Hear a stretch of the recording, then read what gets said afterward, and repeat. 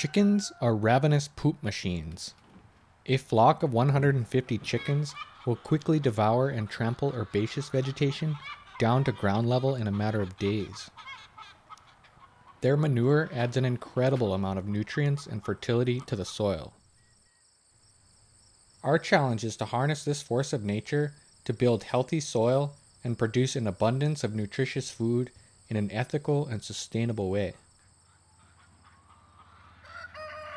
In a previous video, we demonstrated how moving chickens frequently through gardens and pastures using portable shelters and fencing promotes the health of both the chickens and the soil. With this system, known as rotational grazing, each area experiences a short but intense interval of chicken activity, followed by a lengthy recovery.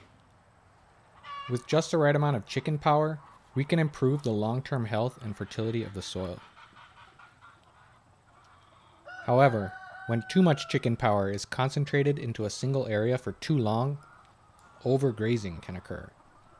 The constant deposition of potent manure creates an excess of nutrients, and the relentless scratching and foraging loosens the soil too much, eventually destroying any small, soil-stabilizing life within reach.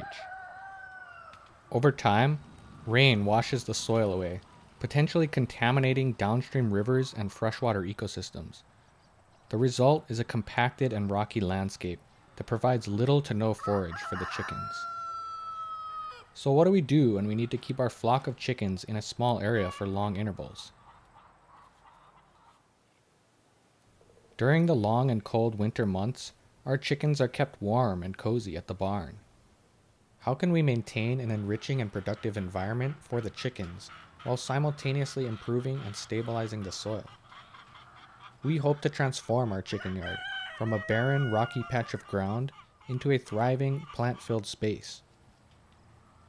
Our goal is to establish a variety of plants that provide forage and shelter for the chickens, and to create a system that stabilizes and builds soil rather than depletes it.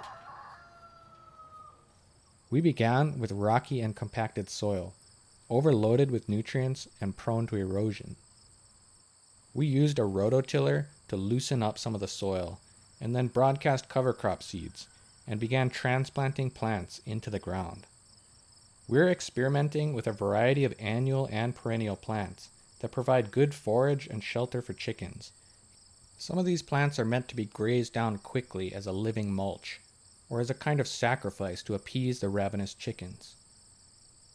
Others are meant to grow into a multi-layered canopy of trees and shrubs that produce edible fruits and attract insects.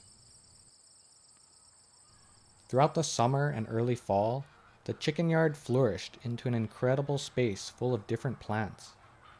Annual plants such as pearl millet, sunflowers, and tithonia really took off. The perennial plants remained relatively small, but began to establish themselves for future growth. Mints began to spread, flowers attracted many kinds of insects, and life returned to the area. Together, these plants grew into a diverse and resilient polyculture, soaking up excess nutrients and improving the structure of the soil. Biomass began accumulating in the form of plant tissues and as living organisms, both above and below the ground. After just a single growing season, the chicken yard had transformed into a chicken paradise. They were greeted with sunflower seeds, insects, leafy vegetation, shade and shelter, and a stimulating environment that they very clearly loved. They gobbled up seeds and scurried around the understory of pearl millet and tithonia. As winter began to take hold, we gave the chickens some of our leftover pumpkins and squash, and even with snow on the ground, the chickens happily explored their yard. Deeper into winter, however, snow and cold temperatures discouraged the chickens from going outside very much. At this point, the ground is completely frozen and covered with snow, and the chickens stay warm and cozy inside their coop. The soil is given a chance to rest, while the chickens can only dream of warmer days to come. The next step will be to once again move the chickens out into the pastures and gardens as temperatures warm up again. We will then repeat the cycle of planting. Our plan is to take it slow and see what works and what doesn't. It will certainly be a few years before we see any significant growth from the tree and shrub species. But eventually, a diverse canopy of perennial vegetation will form, providing even more forage and shelter to our chickens.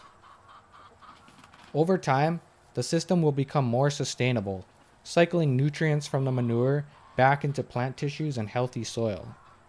It will be a more ethical way to raise chickens, giving them access to all their favorite things so that they can live the best life and healthiest life possible. This system connects us with our food and the land, fostering a strong land ethic and sense of place. We are continually learning and adapting our farming practices to create more sustainable and ethical land use systems.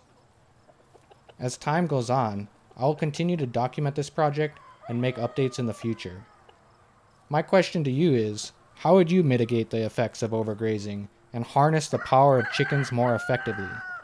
What other solutions to this problem exist?